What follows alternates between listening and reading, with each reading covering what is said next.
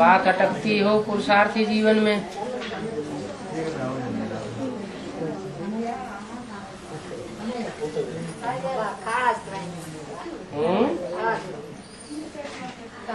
क्या कह रही? कालहस्ती बुला रहे। अरे कालहस्ती में जाएंगे, कहीं काल आ जाए तो। बाबा कहता है सब पुरुष दुर्योधन दुशासन। बाबा कहते हैं सब पुरुष दुर्योधन दुशासन। कन्या माता ने पवित्र है, कन्या माताएं सब नंबरवार पवित्र हैं, लेकिन भगवान आता है सूपन का पूतना कोई कोई है, सब नहीं है। और पुरुष सब Duryodhan, 1 to all, A to Z सब पुरुष दुर्योधन। लेकिन भगवान आता है पुरुष तन में। पुरुष जैसा बनने का कारण क्या है? बाप पतित से घृणा करता है या पतितों को आकर के पावन बनाता है? प्यार करता है?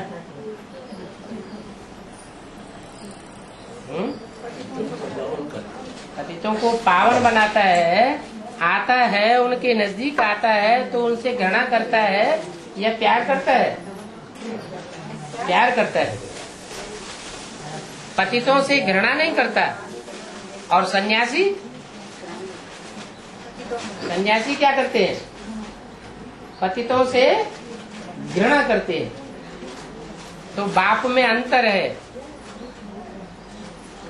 बाप सच्ची बात कहने वाला है तो पतितों से घृणा नहीं करता, लेकिन झूठ से घृणा करता है। बाप को सच्चाई प्रिय है तो पतित बच्चे अप्रिय नहीं हैं, लेकिन जो पतित बच्चों में सच्चे सच्चे बच्चे हैं वो बाप को प्रिय है, जो अपना सच्चा सच्चा पोता मिल बाप को देते हैं। इसलिए बोला है कि अपना सच्चा सच्चा पोता मिल देने वाला कोई कोटों में एक है। माना देवभान के कारण अपना पूरा सच्चा पोता मेल बाप के सामने देते नहीं है। एक है जो 100% अपना पूरा सच्चा पोता मेल बाप के सामने रख देता है। तो ऐसे सच्चे बच्चे बाप को प्रिय है। बाप का बच्चा होगा तो अपने तन का, अपने मन का, अपने धन का, समय संबंध संपर्कियों का सारा पोता मेल देता होगा।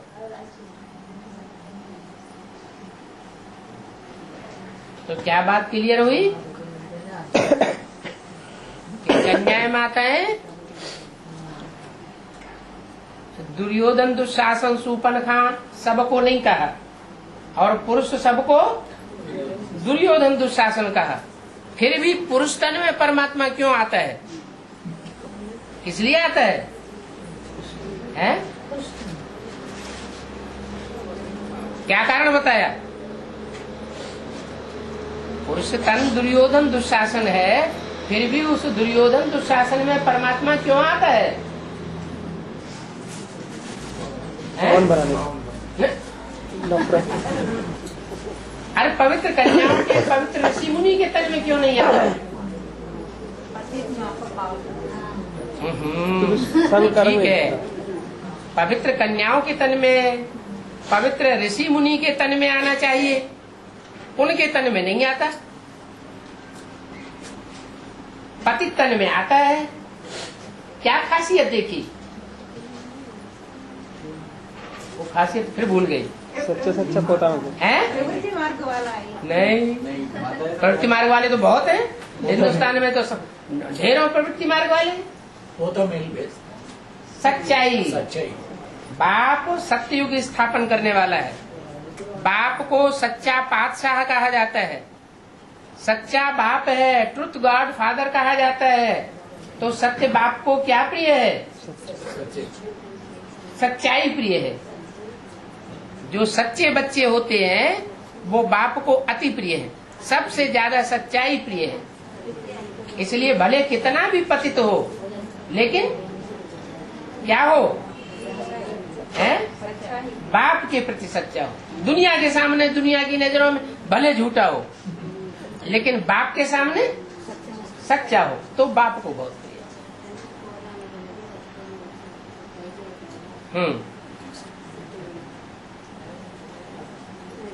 और बाबा बच्चों के रूप में 4.5 लाख जन्म लेने वाले हैं ना, वो सभी चंद्रवंश से आए तो आते हैं।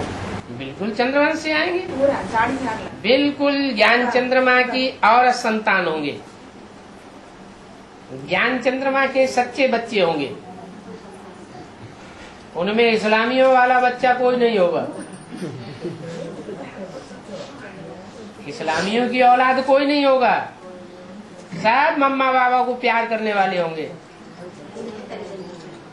ज्ञान चंद्रमा ब्रह्मा और ओम राधे सरस्वती, ये दो ही उनकी बुद्धि में समाये हुए होंगे, और कोई इस्लाम धर्म का, मुस्लिम धर्म का, क्रिश्चियन धर्म का मुखिया उनकी बुद्धि में नहीं समाया हुआ होगा। तो 4.5 लाख सतयुग की आदि में और राधा कृष्ण जैसे बच्चों के साथ जन्म लेंगे। और అడగండి అమ్మా, మీలో మీరు మాట్లాడుకుంటే ఎట్లా? ఏమ్మా, మీకు ఏదైనా అనుమానాలు ఉంటే తండ్రిని అడగండి, మీలో మీరు మాట్లాడుకుంటే ఏమొస్తుంది? नायपेट बच्चों की लेट आई दृष्टि से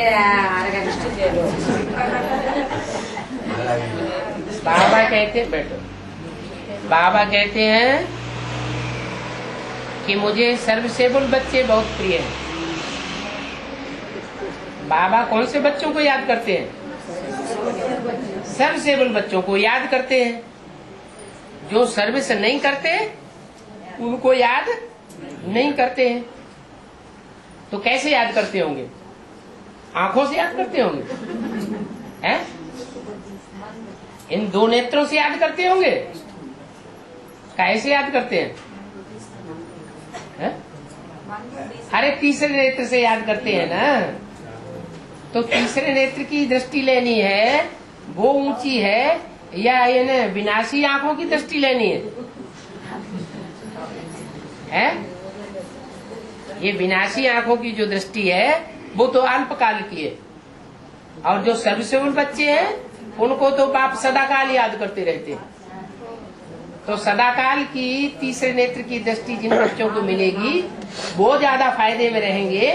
ये इन आंखों से 2-4 सेकंड बैठ करके याद दृष्टि ले ली, वो ज्यादा फायदे में रहेंगे, हैं?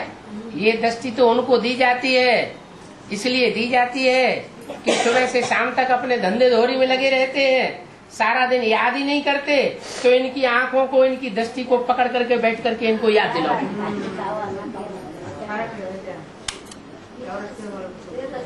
ये दृष्टि कोई जरूरी नहीं है उतनी, लेकिन बाप की जो कृपा दृष्टि कही जाती है वो है सर्वसेबुल बच्चों को मिलने वाली। और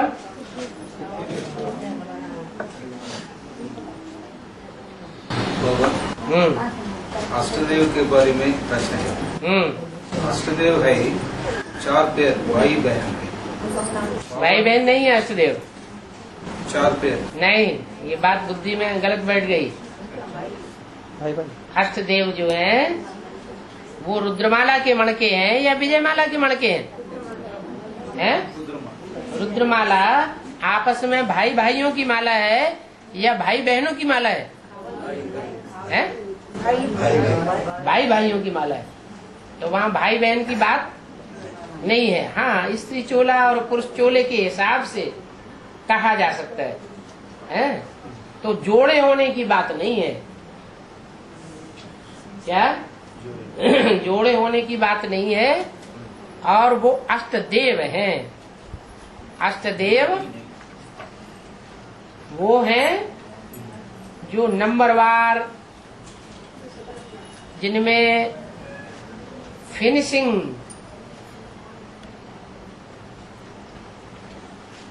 8-9 धर्मों के अंतर से कम पड़ जाती है।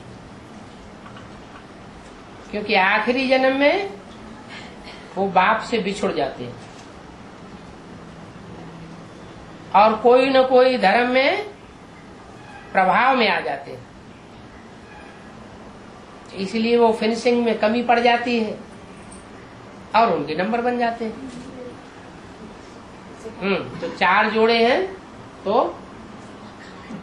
चलो भाई बहन के रूप में 4 जोड़े दैहिक रूप में बन लिए।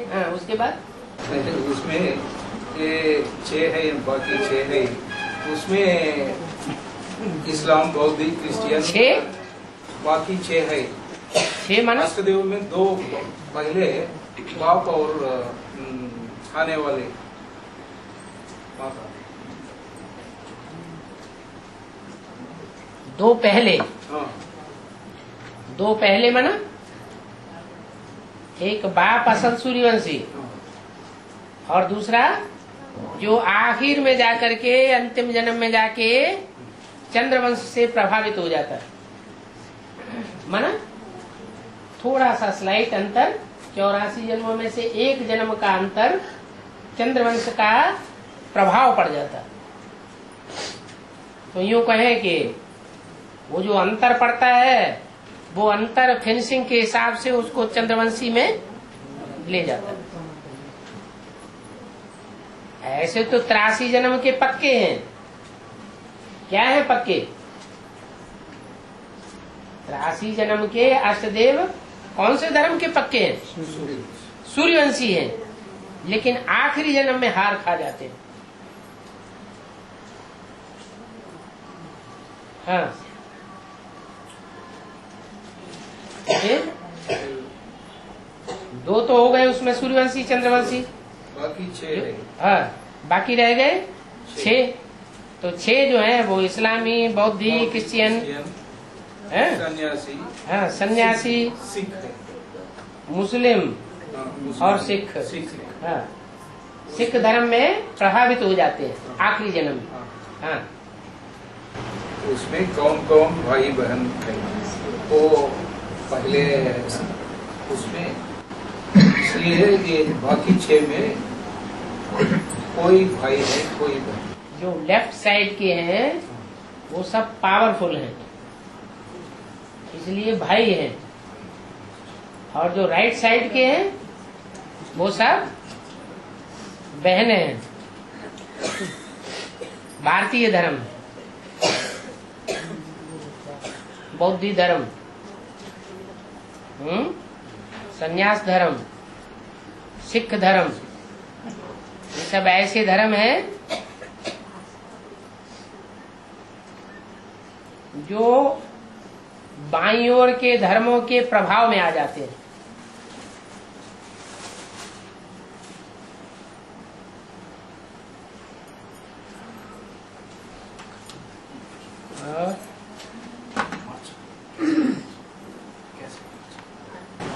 वहाँ पर एक कलियुग अंत तक तो धर्म आते रहते हैं ना बाबा, 8 धर्म।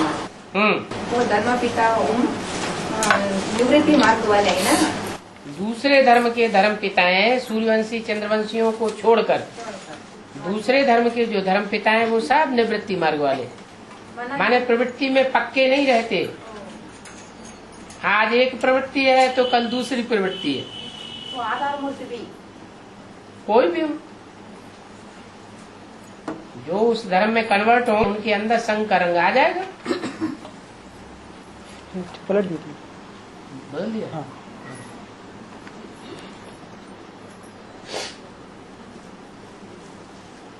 और नव धर्मों के धर्म पिता नव नारायण के रूप में प्रवेश करते हैं ना।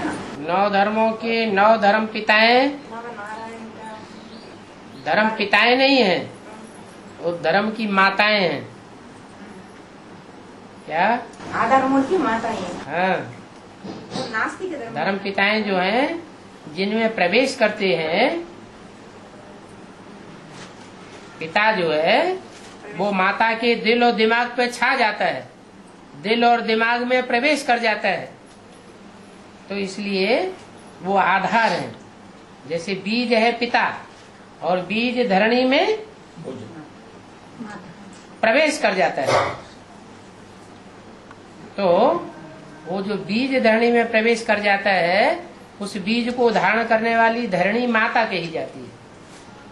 तो वो धर्म की माताएं हैं जो शरीरधारी देखने में आते हैं। वो सभी नारायण बनने वाले हैं। नारायण बनने वाले हैं 9, एक संगम युग का और 8 सतयुग के।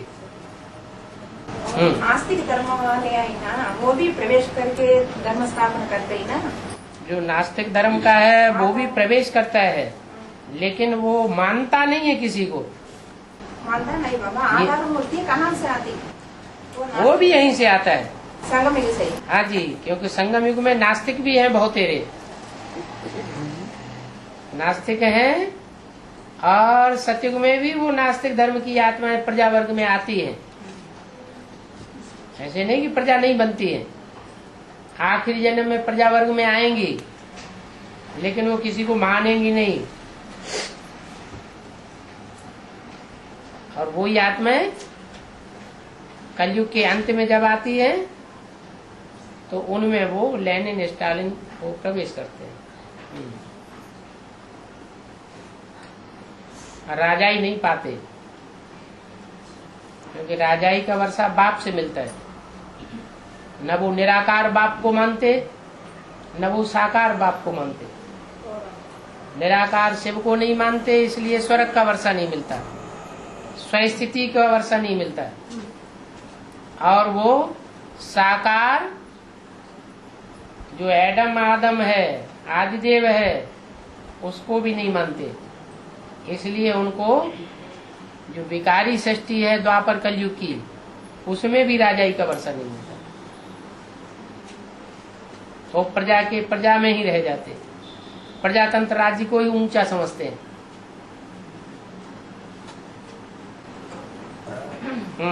फिर आपका प्रश्न क्या है? आप पूछना क्या चाहते हैं? ऐसे है बाबा।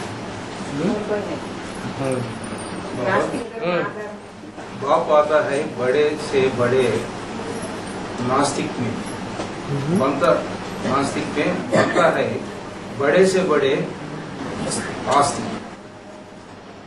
बड़े से बड़ा आस्तिक बनाने के लिए। हाँ, बाप आता है कामी काटे में, है बड़े से बड़ा फूल बनाने के लिए। फिर नास्तिक कैसे कब बने हैं? वो तो सबका बाप है ना। कोई ऐसा मनुष्य है जिसका बाप न हो? वो सारी मनुष्य सृष्टि का बाप है। देवात्माओं का भी बाप है, तो राक्षसों का भी बाप, सूर्यवंशियों का भी बाप है, तो नास्तिक वंशियों का भी बाप है। इसलिए उसको तो सबका बाप बन करके पार्ट बजाना है। बच्चे, तुम्हारा बाप आया हुआ। क्यों? क्योंकि लोहे से लोहा काटा जाता है, विष से विष मारा जाता है। इसलिए सबका बाप चाहिए, सबको सुधारने के लिए।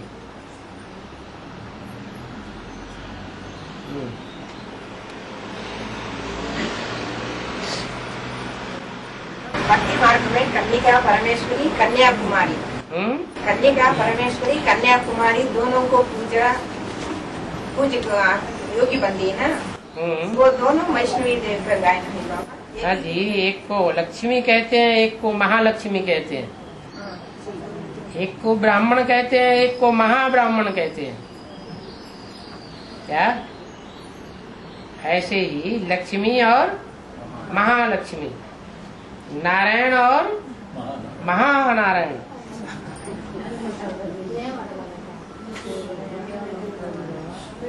तो जो दो का गायन है, दो देवियों का, उसमें एक का मुरली में नाम बोला है कुंवारी कन्या, और दूसरी का नाम बोला है, क्या बोला है? अधर कुमारी। दोनों की पूजा होती है। अधर कुमारी माता जो माताएं बन जाती है, माताएं बनती है, विकारी बन जाती है, फिर बाप की बन जाती है तो निर्विकारी बन जाती है।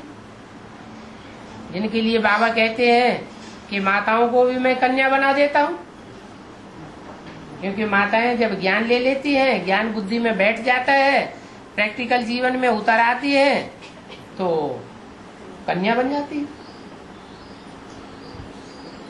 तो वो पूजी जाती है, उनकी वो पवित्रता पूजी जाती है।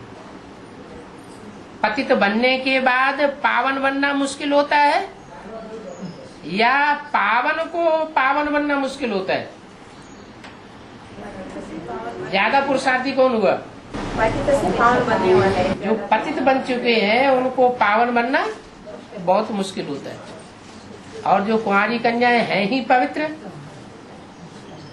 उनको अपवित्रता का ज्ञान ही नहीं है, तो उनको पवित्र रहना कोई बड़ी बात नहीं है।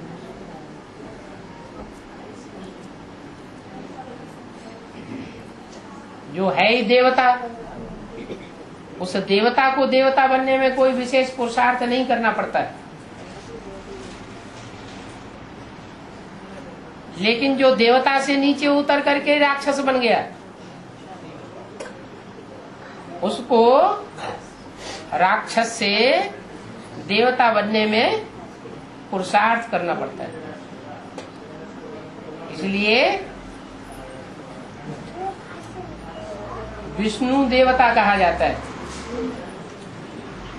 विष्णु नो विषय काल, कोई जन्म में उस वैष्णव देवी में विषय विकार का, विविचार का अंश मात्र नहीं आने पाता। उसका नाम ही है पार्वती। जन्म जन्म लगी रगड़े हमारी, बरौं शंभु न तो रहूं कुंवारी। मेरी जन्म जन्म की ये प्रतिज्ञा है क्या, कि या तो मैं शंभु को वर्ण करूंगी, शंभु को पति बनाऊंगी, या तो मैं कुंवारी रहूंगी। तो हर जन्म जन्म का एक पति हुआ या अनेक पति हुए? एक पति हो गया। तो जिसका जन्म जन्म का एक पति होगा, उसमें जन्म जन्म की प्योरिटी की पावर समाई हुई है। इसलिए उस आत्मा को एडवांस ज्ञान में शुरू में आना चाहिए या बाद में आना चाहिए? हाँ, ये नियम बना हुआ है, उनको एडवांस ज्ञान में बाद में आना है, क्योंकि वो तो है ही पवित्र। आपका तो गांव का ही नाम है तिरुपति है, 2 पत्नियों की कथा प्रसिद्ध है। है? 3 पत्नी भी। हाँ, तीसरी भी होती है, वो माया बेटी होती है। बाबा वो बेटी होती है, पत्नी नहीं होती। बीबी ना चाहिए। बाबा खाना से नहीं आते हैं, खाना से नहीं आते हैं। काला श्री नहीं है। तुम काले से आते नहीं क्या पूछते? ओ, कालस्थी क्यों बार बार बुलाते हो? खाना नहीं, काला श्री हुआ। ओ, कालस्थी से तो सबको काल से डर लगता है। हाँ, तिरुपति में आओ, तिरुपति में सारी दुनिया तिरुपति में आती है, आप कालहस्ती में बुलाते हैं।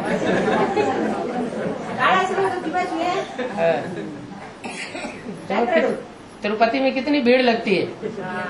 हाँ,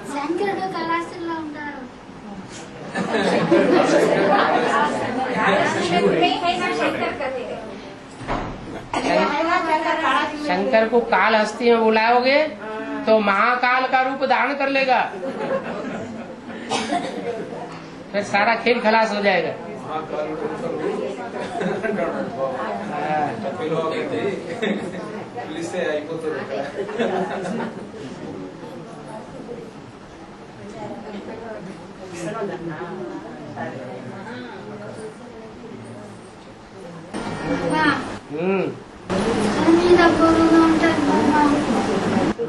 सिर पर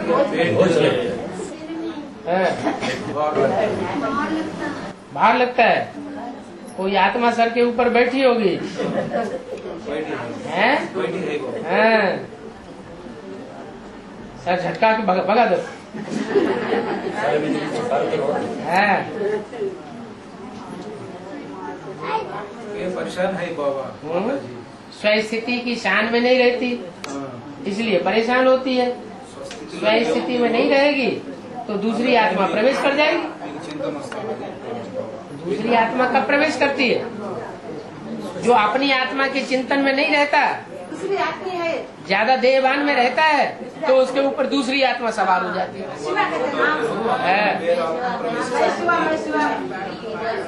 तो अपनी आत्मा की याद में रहा करो तो दूसरी आत्मा नहीं आएगी। हाँ।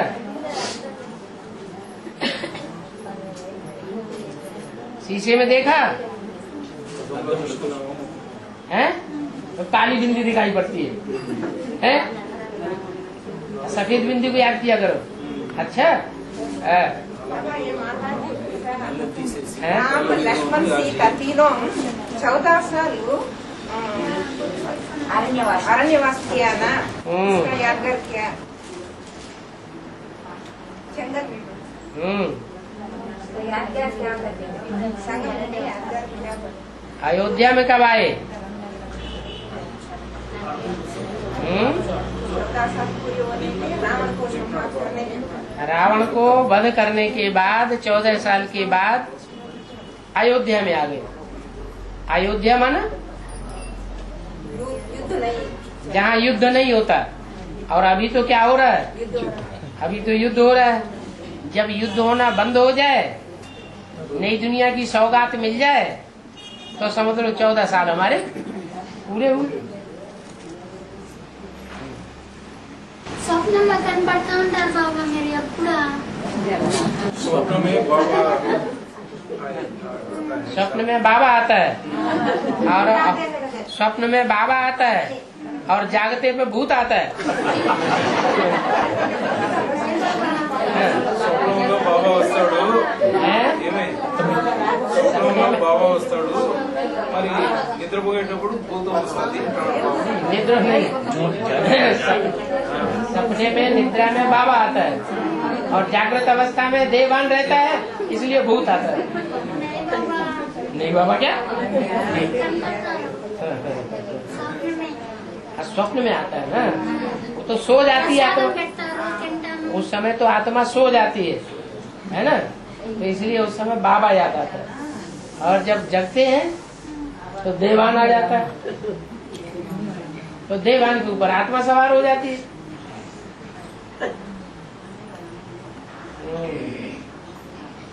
और बोलो बोलो तेलुगु में बोलो।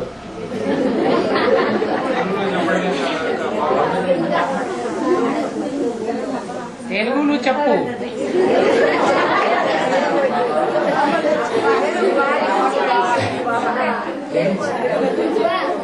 పంపించేయాలి हाँ।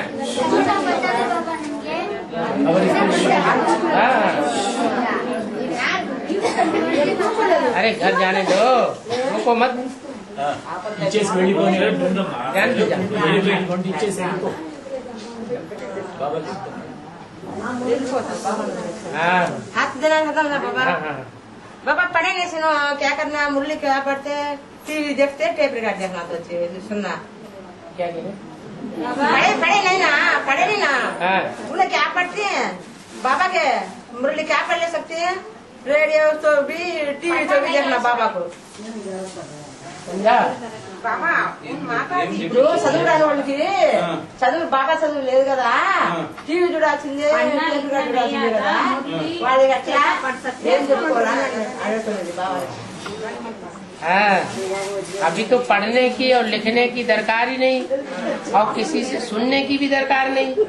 अभी तो एक से सुनना है, तो एक से सुनाई हुई बात को तो टैप रिकॉर्ड और VCD और DVD और टीवी अच्छा सुनाता है, तो वही सुना करो।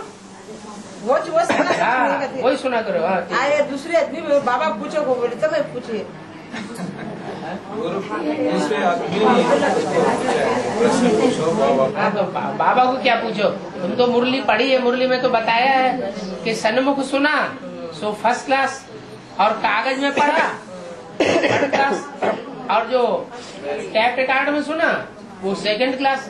तो तुम सेकंड क्लास मान लो, फर्स्ट क्लास मान ले लिया आज, और क्या चाहिए है? अच्छा बाबा, अच्छा। खाना सिखाओ बाबा। ठीक है,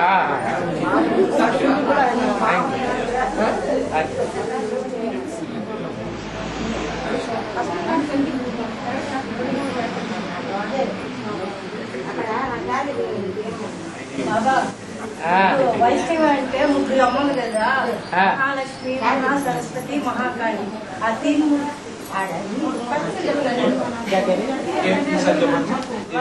వైష్ణవి అంటే ముగ్గురు అమ్మలు మూలపటమ్మ అంటారు.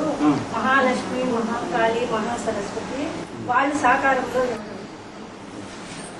वैष्णवी देवी हाँ। कहता है हाँ। तीन माताएं, तीन माताएं हैं। हाँ हाँ हाँ, कौन कौन कौन है? तीन माताएं कौन कौन? हाँ। महाकाली है, महागौरी है ना? जब महाकाली है तो महागौरी भी है, फिर कोई बीच वाली भी है, सरस्वती है।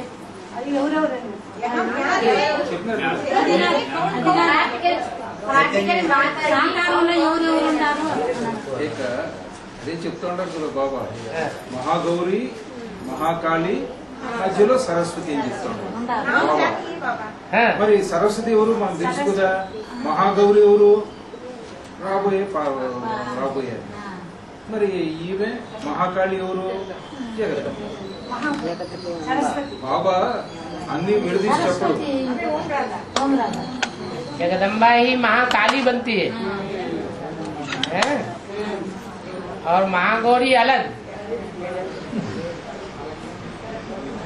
और फिर बीच में सरस्वती है। तीन देवियां हैं, ब्रह्मा के साथ सरस्वती, विष्णु के साथ लक्ष्मी, और शंकर के साथ पार्वती।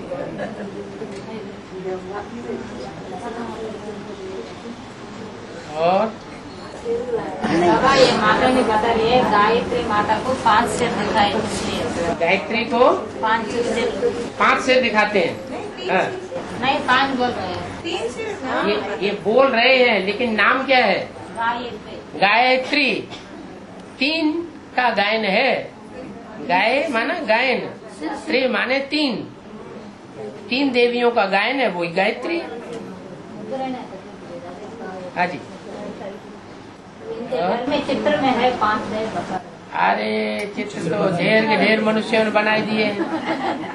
कोई को 5 पत्नियां रही होंगी तो उन्होंने 5 बना दिए है। और तिरुपति वालों की तो बुद्धि बहुत चलनी चाहिए है? है? जय माता ने बता रहे हैं, शंकर को 5 सिर दिखाए ना। शंकर को जो 5 सिर दिखाए हैं वो ब्रह्मा के ही 5 मुख हैं, पंचानन जिसको कहते हैं, वो कोई दूसरे नहीं है। जो ब्रह्मा है सो विष्णु बनता है, वही ब्रह्मा बीच में प्रवेश करता है तो शंकर का रूप है। शंकर माना मिक्स।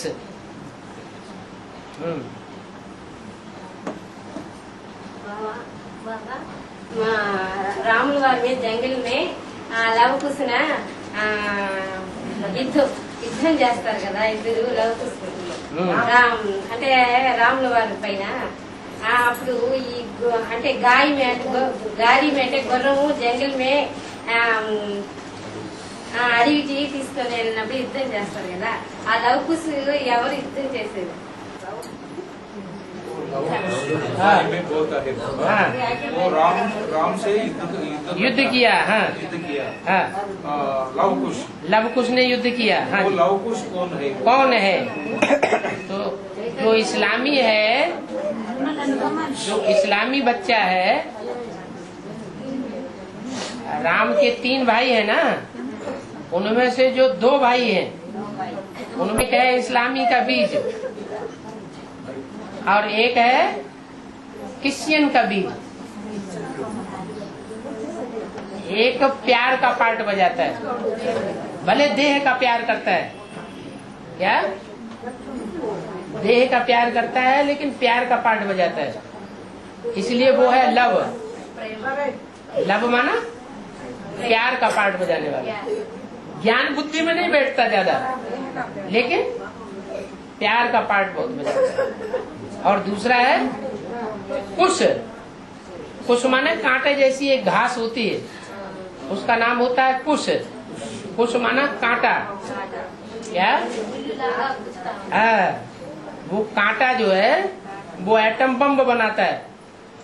एटम बम बना के सारी दुनिया को दुख देता है, तो कांटे का नाम रख दिया उसका लव। और कुश, कुश माना कांटे समझ। दो बीज रूपात में है।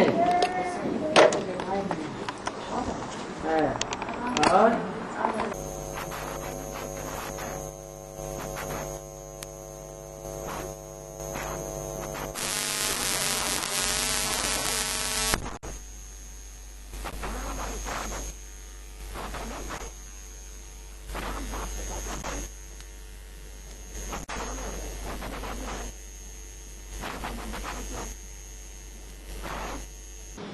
जो माँ है उसका काम है माता का।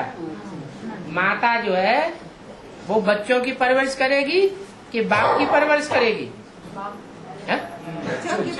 माँ जो है वो बाप की परवरिश करेगी, बाप की पालना करेगी या बच्चों की पालना करेगी? बच्चों की पालना करेगी। यज्ञ के आदि में भी ब्रह्मा दादा लेखराज ने बच्चों की पालना की या पति बाप की पालना की है? बच्चों की पालना की। और अभी अंत में भी जो जगदम्बा है वो जगदम्बा पहले इस्लामी इस्लामी और क्रिश्चियन जो लव और कुश बच्चे हैं उनकी पालना करेगी या बाप की पालना करेगी? बाप को प्यार करेगी। बच्चे जब पैदा हो जाते हैं तो माँ बच्चों को प्यार करती है या पति को प्यार करती है? बच्चों को प्यार करती है। वही परंपरा चली आ रही है। तुम जाओ वानप्रस्थी हो जाओ, जाओ जंगल में चले जाओ, हमें कोई मतलब नहीं।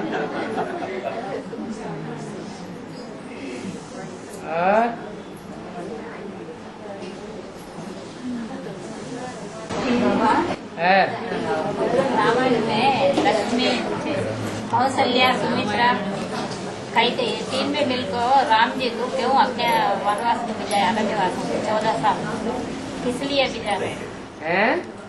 कौशल्या सुमित्रा कहते हैं तीन जने मिलकर राम बाप को जंगल को भिजाया ना। कौशल्या ने थोड़ी भेजा कौशल्या ने कई जिसको कई पति थे उसने भेजा होगा है। जिसको एक हो वो थोड़ी भेजेगा, जिसकी बुद्धि बिखरी हुई होगी, जिसको एक बाप दूसरा न कोई। एक राम बाप में जिसकी बुद्धि लगी हुई हो वो काहे के लिए जंगल में भेजेगा? जंगल में कौन भेजता है? असुरों का संहार करने के लिए जंगल में भेजा जाता है। तो कौशल्या ने भेजा क्या? फिर कई ने भेजा। निमित्त कई बनती है और मंथरा दासी बनती है। तो दासी बनने वाली आत्माएं हैं वो जंगल में भेजती है।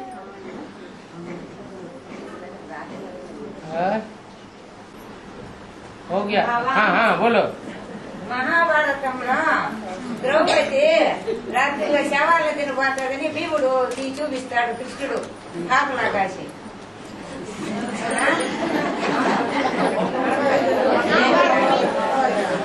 కాపలా పెడతారు, లోపలికి రానే బాకు శవాలు తినబోతాడు.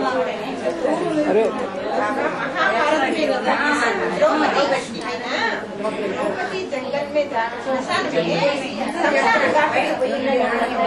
लाश है ना, खाने की जल्दी है, लाश खाने की जल्दी है। द्रौपदी क्या करती? लाश संसार में लाश है ना, लाश खाने के लिए जल्दी। वो भीमसेन है ना, वो बाहर में अंदर जाने की ना मानते द्रौपदी।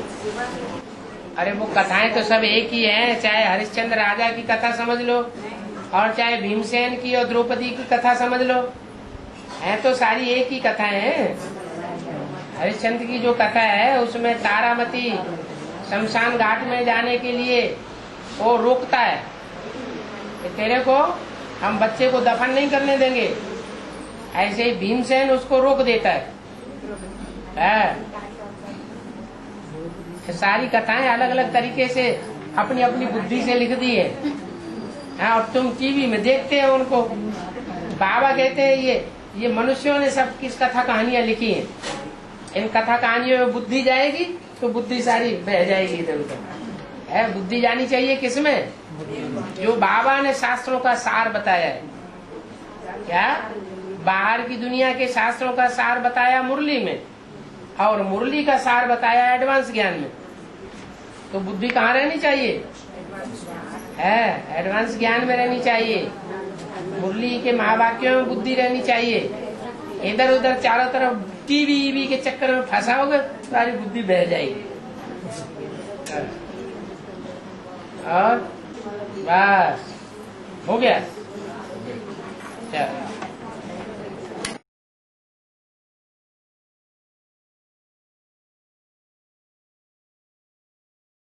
11 अप्रैल 1967 की पहले पेज के मध्यान्ह जो बात चल रही थी, बाप आकर तुमको देही अभिमानी बनाते हैं और जो भी देहधारी धर्म गुरु है वो सब देह अभिमानी बनाते हैं।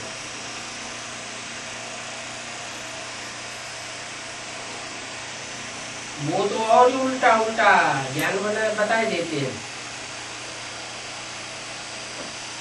तो ये बाप ही आकर के समझाते हैं कि तुम बच्चे हो, वेद के बाप के बच्चे हो।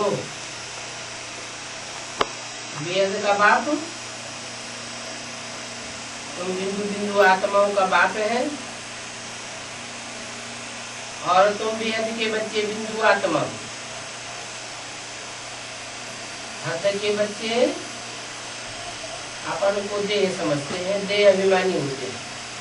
उनका बाप भी देह अभिमानी होता है।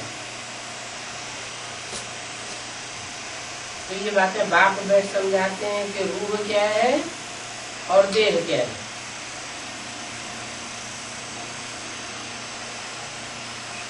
वेद का तुमको वर्षा तुमको वेद के बाप से मिलता है और हद का वर्षा हद के बाप से मिलता है। ये बेहद का नाटक है ना।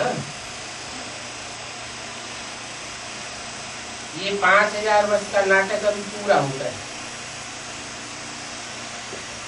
और ये नाटक अथवा ड्रामा कहो, ये कोई ने बनाया नहीं है, बनाया है। अनादि ड्रामा है। कोई तुमसे पूछते हैं ये ड्रामा कब से शुरू हुआ, तो बताना पड़ेगा कि तो अनादि है। इनका आदि मध्य अंत नहीं होता। पुराना सो नया होता है, नया सो पुराना बनता है। तो ये पाठ बच्चों को तो पक्का हो गया। तुम जानते हो ये नई दुनिया कब बनती है और पुरानी दुनिया कब होती है।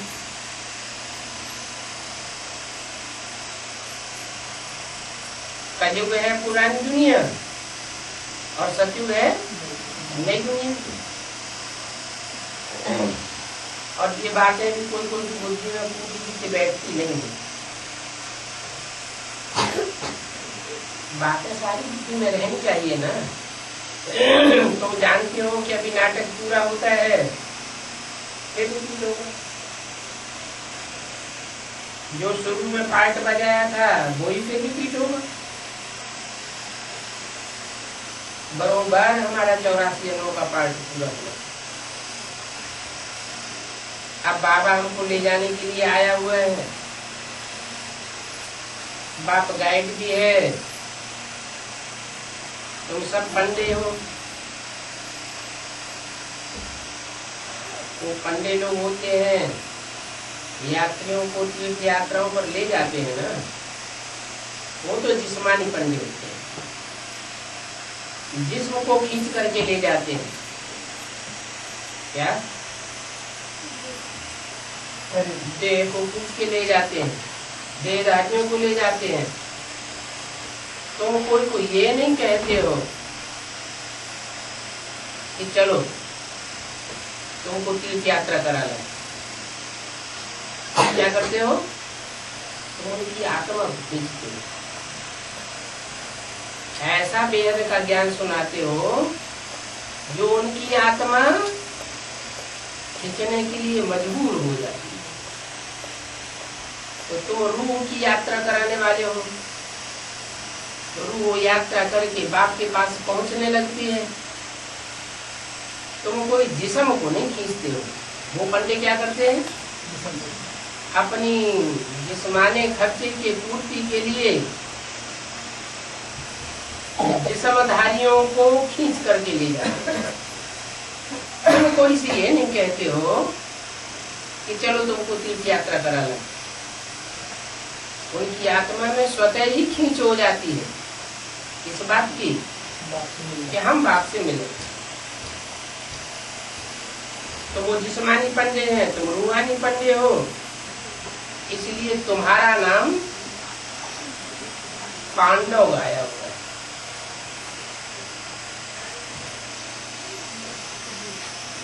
पांडव सेना हो ना। 11 अप्रैल 67 की वाणी का दूसरा दिन। तो तुम सेना भी हो और पंडे भी हो, रूहानी सेना के वॉलेंटियर्स हो, रूहानी यात्रा पर ले जाने वाले पंडे हो। और तुम्हारी ये है पांडव गवर्नमेंट, परंतु दुनिया की इस गवर्नमेंट का पता नहीं है। ये गुप्त गवर्नमेंट है।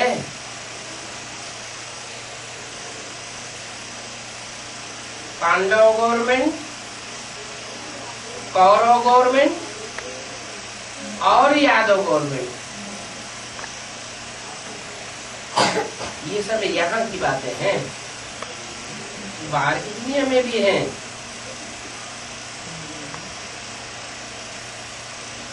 कौरव गवर्नमेंट का राज्य चल रहा है।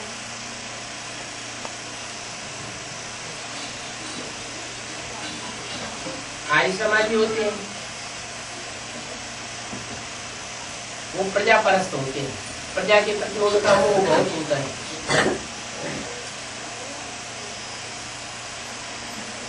उन्हें तो सिर्फ ज्यादा से ज्यादा वोट चाहिए, धर्म को नहीं मानते। कहते हैं धर्म निरपेक्ष राज्य, हमें किसी धर्म की अपेक्षा नहीं है। क्या अपेक्षा है? हमें वोट दे दो, तुम किसी भी धर्म को फॉलो करो। बाहर की दुनिया में भी ऐसे है और यहाँ ब्राह्मणों की दुनिया में भी ऐसे ही है। किसकी गवर्नमेंट है? कौरवों की गवर्नमेंट है। कौओं की तरह रब करते रहते हैं, शोरगुल करते रहते हैं। हम त्रिमूर्ति शिव भगवान है, बड़े बड़े मेगा प्रोग्राम करते हैं, बड़े बड़े जलसे करते हैं, बहुत पैसा खर्च करते हैं, रिजल्ट कुछ भी नहीं निकलता। न नया धर्म स्थापन होता, न नई राजधानी स्थापन होती। जैसे बाहर की गवर्नमेंट है, नेताएं हैं, भाषणबाजी करते हैं, चले जाते हैं। ये भी भाषणबाजी करते हैं, चले जाते हैं। कौओं की काव काव कौआ रेरा हो गया। जैसे कौए इकट्ठे हो जाते हैं, काव काव करते हैं और फिर बिखर जाते हैं। तुम पांडव गवर्नमेंट हो, तुम कौआ रेरा मचाने वाले नहीं हो। क्या कौओं की तरह गंद करने वाले भी नहीं।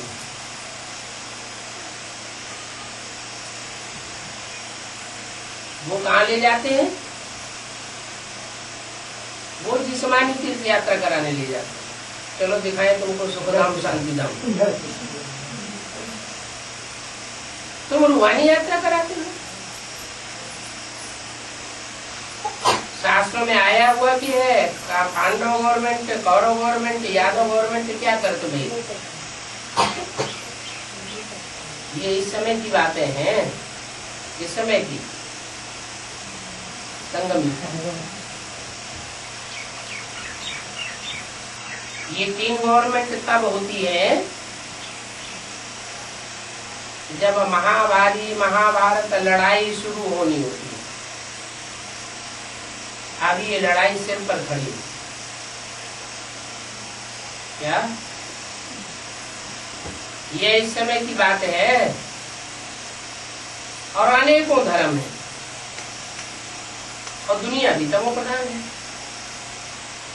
ये वैरायटी धर्मों का झाड़ सारा पुराना हो गया। तुम जानते हो इस झाड़ का पहला फाउंडेशन कौन से धर्म का होता है? कौन से धर्म का होता है?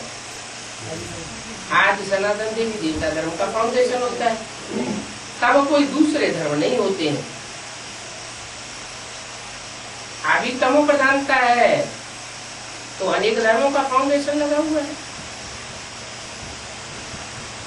पहले सतयुग में थोड़े ही इतने ढेर सारे मनुष्य होंगे। बाद में जब और धर्म आते हैं तो वृद्धि को पाते हैं। पहले थे सतो प्रधान, अभी है तमो प्रधान। ये बातें किसी को भी पता नहीं, चाहे बाहर की दुनिया की बात हो और चाहे अंदर के ब्राह्मणों की दुनिया की बात हो। पहले थोड़े होते हैं, फिर तमो प्रधान बनते हैं तो उनकी संख्या बहुत हो जाती है, वृद्धि को पाते रहते हैं। तुम्हारे में भी नंबरवार है। स्टूडेंट्स में कोई अच्छे समझदार होते हैं, अच्छी धारणाएं करते हैं, खुद भी करते हैं और दूसरों को भी कराने का शौक होता है। अच्छे रीति धारण करते हैं, कोई नीचे धारण करते हैं, कोई 3rd क्लास, कोई 4th क्लास।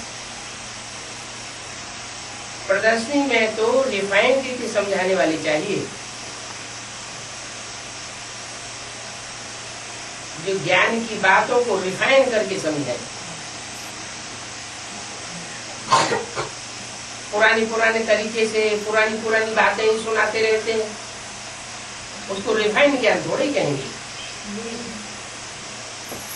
तो पहले तो कोई को यही बताना है कि तुम्हारे 2 बाप हैं, एक लौकिक, एक पारलौकिक। एक है वेद का बाप पारलौकिक बाप, और दूसरा है हद का बाप लौकिक बाप। भारत को बेहद का वर्षा बेहद के बाप से मिलता है। भारत स्वर्ग था, आज से 5000 वर्ष पहले स्वर्ग था, अभी फिर नर्क बन गया। तो बाबा कौन से स्वर्ग की याद दिलाते हैं? 5000 वर्ष पहले मैंने संगम युगी स्वर्ग की बात बताते हैं, जो चढ़ती कला का युग है। जब से कृष्ण का जन्म होगा तो उनके कावड़ लक्षण के बाद उतरती कला शुरू हो जाएगी। वो लक्ष्य नहीं देते, उससे भी वो क्या लक्ष्य कौन सा है? कराती से कल्याण कल्पांतकारी, ऐसा जो पाठ है।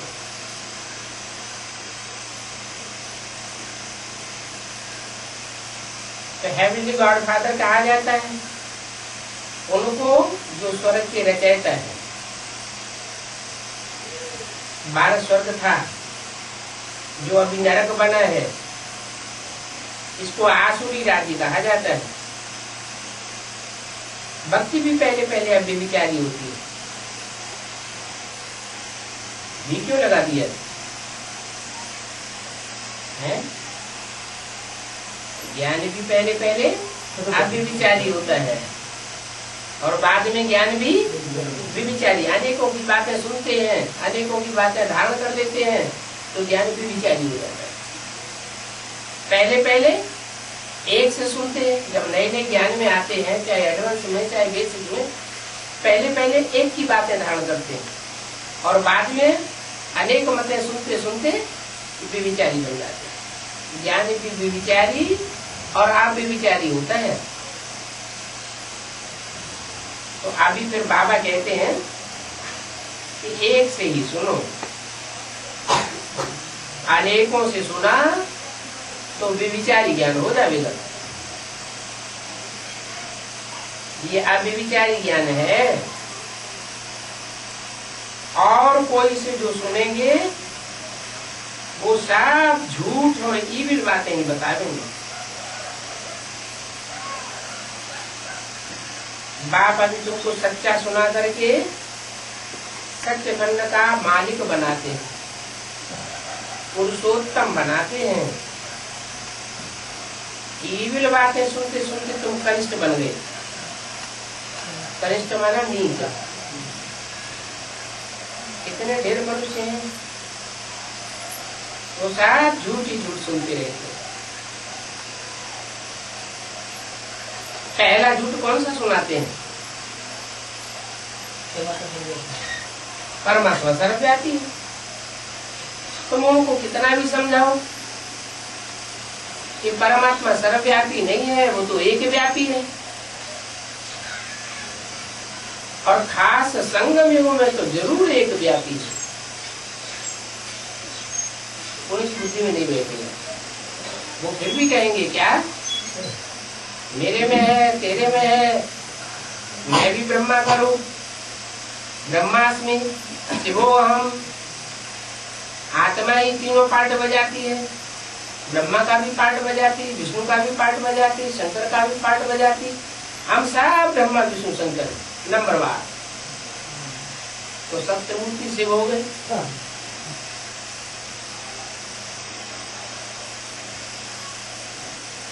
सबसे बड़ा झूठ बताते हैं गीता का भगवान कृष्ण। क्या?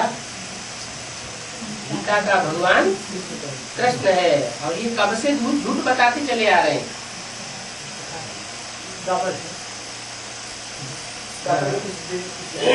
द्वैत कब से शुरू हुआ यज्ञ में?